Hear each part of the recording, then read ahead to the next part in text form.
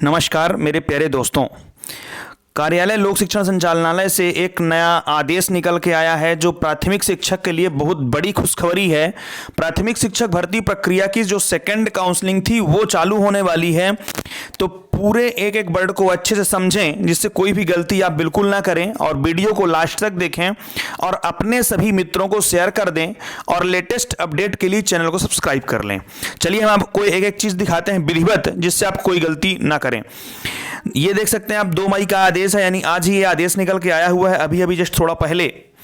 प्राथमिक शिक्षक पदों पर नियुक्ति हेतु काउंसलिंग के लिए निर्देशिका आई हुई है। लोक शिक्षण संचालनालय के द्वारा क्रमांक 2148 दिनांक 26/11/2022 से 7500 पदों पर, यहाँ पे आप पद देख सकते हैं 7500 पदों पर, जो अभी हम कुछ दिन पहले भी बताए थे कि 7500 पदों पर नियुक्ति होने वाली है।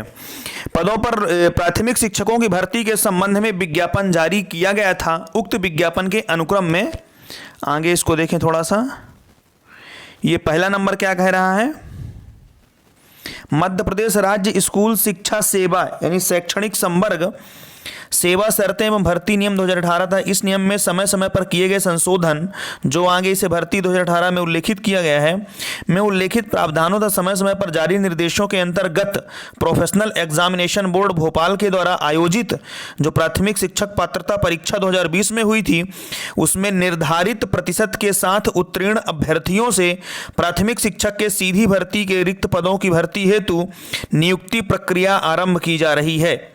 यह प्रक्रिया मध्य प्रदेश शासन के पत्र क्रमांक ये दिया हुआ है 19/9/22 के आधार पर की जाएगी। वर्ष 2020 की पात्रता परीक्षा में अर्हता अर्जित करने वाले ऐसे अभ्यर्थी जिन्होंने 19/10/22 के विज्ञापन के आधार पर स्कूल शिक्षा विभाग अथवा जनजाति कार्य विभाग में नियुक्ति आदेश जारी नहीं हुए थे, सिर्फ वे ही इस नियुक्ति प्रक्रिया में भाग ले सकेंगे।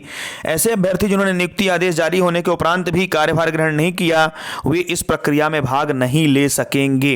यानी यदि आप 2020 की पात्रता परीक्षा निर्धारित प्रतिशत के साथ उत्तीर्ण हैं और आपकी नियुक्ति अभी तक नहीं हुई है, तो इस बार आप भाग ले सकते हैं। इसका कहने का मतलब ये है। फिर नेक्स्ट क्या है, जिलेवार संभावित रिक्तियां विशेष परिशिष्ट 1 पर संलग्न हैं। इन रिक्तियों में प्राथमिक शिक्षक विज्ञान के पद की रिक्तियां भी सम्मिलित हैं। मेरिट क्रम में चयनित ऐसे अभ्यर्थी जो भर्ती नियम 2018 की अनुसूची 3 के क्रमांक 4 के अनुसार प्राथमिक शिक्षक विज्ञान की शैक्षणिक एवं व्यावसायिक अर्हता रखते हैं की पदस्थापना प्राथमिक शिक्षक विज्ञान के पदों पर की जा सकेगी। रिक्तियों की संख्या परिवर्तनीय है, इसमें कमी अथवा वृद्धि की जा सकती है। यानी यदि आप 12वीं 12th में साइंस बेस से हैं तो आपकी प्राथमिक शिक्षक में विज्ञान तरफ की भर्ती हो जाएगी। शैक्षणिक एवं व्यावसायिक अर्हताएं क्या क्या है, इसको थोड़ा सा समझ लें, यही सब इंपॉर्टेंट है। प्राथमिक शिक्षक के भर्ती नियम 18 की नियम 8 की अनुसूची 3 के अनुसार निम्नांकित योग्यता आपको धारित करना अनिवार्य होगा। सबसे पहली चीज कि जो प्रोफेशनल एग्जामिनेशन बोर्ड के द्वारा पेपर लिया गया था 2020 में प्राथमिक शिक्षक पात्रता परीक्षा, वो आप निर्धारित प्रतिशत के साथ उत्तीर्ण हो। यानी कि यदि आप जनरल या अदर स्टेट वाले हैं तो 60% या फिर 50% के साथ। सेकेंड नंबर कह रहा है कम से कम 50% अंकों के साथ हायर सेकेंडरी अथवा इसके समकक्ष तथा प्रारंभिक शिक्षा में 2 वर्ष का डिप्लोमा होना चाहिए अथवा उसके समकक्ष होना चाहिए, अथवा आपके पास ग्रेजुएशन होना चाहिए 50% के साथ और आपके पास बीएड होना चाहिए। तो उस पर विचार किया जाएगा, इसमें लिखा हुआ है। और यदि आपकी नियुक्ति हो जाती है तो 6 महीने के लिए एक सेतु पाठ्यक्रम यानी जो ब्रिज कोर्स होता है उसको आपको आवश्यक रूप से कार्य करना होगा। फिर या तो कम से कम 45% अंकों के साथ आपके साथ हायर सेकेंडरी होना चाहिए अथवा इसके समकक्ष तथा राष्ट्रीय अध्यापक शिक्षा परिषद मान्यता मानक क्रियाविधि के अनुसार प्रारंभिक शिक्षा शास्त्र में 2 वर्ष का आपके पास डिप्लोमा होना चाहिए, अथवा कम से कम 50% अंकों के साथ हायर सेकेंडरी हो अथवा इसके समकक्ष तथा प्रारंभिक शिक्षा शास्त्र में 4 वर्षीय स्नातक उपाधि हो BLED, अथवा कम से कम 50% अंकों के साथ हायर सेकेंडरी हो अथवा इसके समकक्ष तथा शिक्षा शास्त्र में विशेष शिक्षा में 2 वर्षीय डिप्लोमा हो, अथवा स्नातक उपाधि तथा प्रारंभिक शिक्षा में 2 वर्षीय डिप्लोमा अथवा इसके समकक्ष। यदि आप इतनी योग्यता में से कोई भी एक रखते हैं तो आप इसमें शामिल हो सकते हैं। नोट लगा हुआ इसको अच्छे से थोड़ा सा देख लें। एक एक पॉइंट आपके लिए बहुत इंपॉर्टेंट है इसमें, क्योंकि एक भी गलती करेंगे तो आप बाहर हो जाएंगे। अनुसूचित जाति, अनुसूचित जनजाति, अन्य पिछड़ा वर्ग तथा दिव्यांग अभ्यर्थियों के शैक्षणिक योग्यता के अर्हताकारी अंकों में 5% तक की छूट दी जाएगी। फिर नेक्स्ट क्या कहता है, संस्कृत पाठशाला के प्राथमिक शिक्षक यानी संस्कृत के संबंध में संस्कृत साहित्य अथवा व्याकरण आदि विषय के साथ मान्यता प्राप्त संस्था या बोर्ड से उत्तर मध्यमा न्यूनतम शैक्षणिक योग्यता होगी। इसके अतिरिक्त व्यावसायिक योग्यता में डीएलएड या बीएड उत्तीर्ण होना आवश्यक होगा।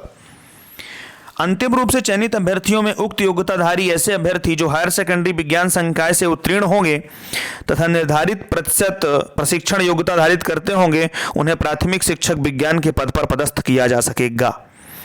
नेक्स्ट फिर क्या कह रहा है, दस्तावेज अपलोड करने की प्रारंभिक दिनांक को अभ्यर्थी को निर्धारित शैक्षणिक एवं व्यावसायिक योग्यता धारित करना अनिवार्य होगा।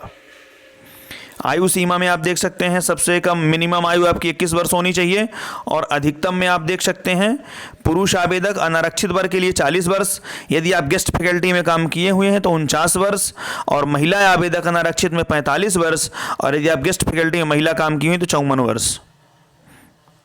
ऐसे ही पुरुष के लिए ST SC वालों के लिए हो गया, इनको अच्छे से देख लेंगे थोड़ा सा, वही 45 और अधिकतम 54 दी हुई है। ये छूट के लिए इसको आप देख सकेंगे कि न्यूनतम अधिकतम आयु गणना 1-1-23 के आधार पर होगी। आपको यहाँ का यदि मूल निवासी होंगे या स्थानीय निवासी होंगे तो ही आपको छूट मिल पाएगी। गेस्ट फैकल्टी में छूट से इसको बाध्यता नहीं होगी। और यदि आपके पास 200 दिन या 200 दिन और 3 साल 3 वर्ष यानी आप काम किए हैं तो आपको अधिकतम 9 वर्ष में छूट मिलेगी। ये बाकी पूरी छूट दी हुई, इनको थोड़ा देख लेंगे, ये ज़्यादा वो नहीं है। फिर आरक्षण में आप समझ लेंगे, ये मध्य प्रदेश लोक सेवा आयोग के अनुसार अगर अनुसूचित जाति, जनजाति और अन्य पिछड़े वर्ग के लिए हैं तो उनकी अधिसूचना क्रमांक के आधार पर जारी किए गए निर्देशों के अनुसार इनमें जो पुराना आदेश था वही मान्य हो रहा है। और रिक्त पद के प्रत्येक प्रवर्ग की अनुसूचित जाति, जनजाति, अन्य पिछड़ा वर्ग, अनारक्षित के लिए आर्थिक रूप से कमजोर और अनारक्षित वर्ग के निम्नानुसार क्षैतिज आरक्षण होंगे।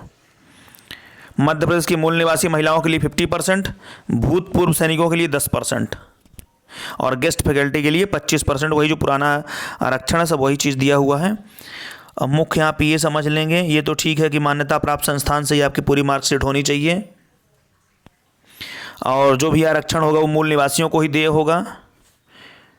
निर्हरताएँ भी वही सब पुरानी हैं कि यदि आप बाहर से हैं कहीं तो आपकी नियुक्ति नहीं होगी, ठीक है सब। प्रक्रिया शुल्क समझ लें यहाँ पे थोड़ा सा। अभ्यर्थियों को ऑनलाइन प्रक्रिया के संबंध में यदि जिज्ञासा है तो आप इस नंबर पे कॉल करके कोई भी समस्या है तो पूछ सकते हैं। अब सबसे मुख्य समझ लें आप चरण कौन कौन से हैं, किस किस स्टेप को आपको फॉलो करना है जिससे आप कोई गलती ना कर पाएं।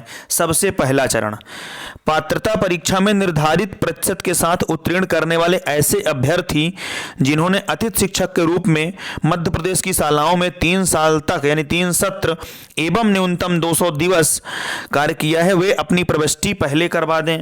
यदि आप पुष्टि नहीं करवाएंगे तो आप गेस्ट फैकल्टी की श्रेणी से बाहर हो जाएंगे। फिर उसके बाद का सेकंड चरण क्या होगा, इसके बाद राज्य स्तर से जो MP ऑनलाइन के पोर्टल पर उपलब्ध रिक्तियों के आधार पर कट ऑफ तय होगा और मेरिट क्रम में दस्तावेज अपलोड करने के लिए एक सूची जारी होगी। यह सूची पश्चातवर्ती तिथियों में विहित प्रक्रिया के आधार पर संबंधित दस्तावेजों के सत्यापन तथा रिक्त पदों की संख्या के अधीन होगी। सूची में नाम सम्मिलित होने के आधार पर कोई इसमें दावा नहीं करेगा, ठीक है। यानी सबसे पहले गेस्ट फैकल्टी वाले अपने जो डॉक्यूमेंट्स हैं गेस्ट वाले उसको अपलोड करवाएंगे। उसके बाद एक मेरिट जारी होगी, उस मेरिट में यदि आपका नाम आएगा तो फिर नेक्स्ट यहाँ पे समझें, दस्तावेज सत्यापन सूची में जिन अभ्यर्थियों के नाम प्रदर्शित किए जाएंगे उन्हें निर्धारित फीस जमा कर MP ऑनलाइन पोर्टल पर निर्धारित अवधि में अपने दस्तावेज अपलोड करना होगा। यदि लिस्ट में आपका नाम आ जाएगा तो आपको जो भी निर्धारित शुल्क होगी उसे देकर पूरे डॉक्यूमेंट्स आपको अपलोड करने होंगे MP ऑनलाइन के पोर्टल पर। दस्तावेज सत्यापन हेतु जारी सूची में सम्मिलित अभ्यर्थियों को समस्त दस्तावेज अपलोड करना अनिवार्य होगा। इस चरण में जिन अभ्यर्थियों के द्वारा दस्तावेज अपलोड नहीं किए जाएंगे वे चयन हेतु पात्र नहीं होंगे। दस्तावेज अपलोड करते समय अभ्यर्थी की को यह प्रविष्टि करनी होगी कि वह किस जिले में अपने दस्तावेजों का सत्यापन कराना चाहते हैं, लेकिन अतिथि शिक्षक अपने जिले में ही कराएगा। यदि वह अतिथि शिक्षक 2 या 2 से अधिक जिलों में किया हुआ तो अपनी चयन के अनुसार करवा सकते हैं। फिर उसके बाद एक फाइनल लिस्ट जारी होगी। तदुपरांत संबंधित अभ्यर्थियों को दस्तावेज के सत्यापन हेतु संयुक्त संचालक या जिला शिक्षा अधिकारी या सहायक आयुक्त कार्यालय में निर्धारित दिनांक व समय पर उपस्थित होकर दस्तावेजों का सत्यापन कराना होगा। सत्यापन के समय अभ्यर्थियों को अपने जो मूल दस्तावेज हैं और उनके साथ स्वप्रमाणित प्रतियों की 3 सेट साथ लाने होंगे।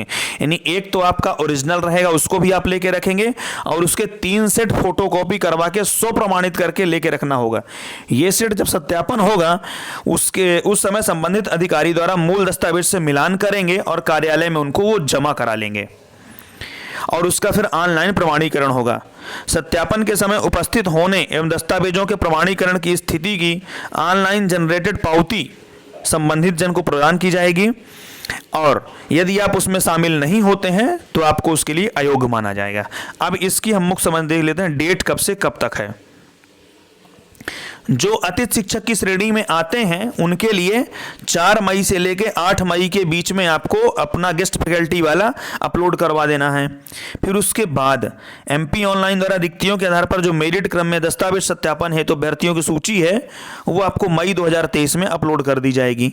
उसके बाद दस्तावेज सत्यापन सूची में सम्मिलित अभ्यर्थियों द्वारा दस्तावेजों को अपलोड करना मई एवं जून 23 में होगा। जिला स्तर पर अभिलेखों का सत्यापन जून में ही हो जाएगा और सत्यापन के उपरांत सूची का प्रकाशन जुलाई में होगा। इस प्रकार ये डेट है, इसको अच्छे से स्क्रीनशॉट लेके रख लें और पूरे डेट वाइज आप अपने अपने काम कराते रहें और अपने मित्रों को जरूर शेयर कर दें। अब इसमें हम ये समझ लें कि डॉक्यूमेंट्स आपको क्या क्या लेना है, क्या क्या आवश्यक है। जन्म तिथि के लिए आपको 10वीं चाहिए, 12वीं की अंक सूची चाहिए, स्नातक उपाधि की अंक सूची चाहिए सभी सेमेस्टरों की और सभी वर्षों की, यानी एक एक मार्कशीट आपको पूरी अपलोड करवानी है। फिर बीएड की अंक सूची चाहिए सभी सेमेस्टरों की, अथवा डीएलएड है तो उसकी भी अंक सूची चाहिए सभी सेमेस्टरों की सभी वर्षों की, माने कोई एक मार्कशीट नहीं, आपको पूरी अपलोड करवानी है। आरक्षण का लाभ प्राप्त करने वाले अभ्यर्थी चाहे वो अनुसूचित जाति हो, जनजाति हो, अन्य पिछड़ा वर्ग हो, आर्थिक रूप से कमजोर प्रवर्ग जो भी लागू हो, से संबंधित जाति प्रमाण पत्र जो मध्य प्रदेश के सक्षम अधिकारी द्वारा जारी वैध या नवीनतम डिजिटल प्रमाण पत्र हो लागू होने की दिशा में वो अपलोड करवाना पड़ेगा।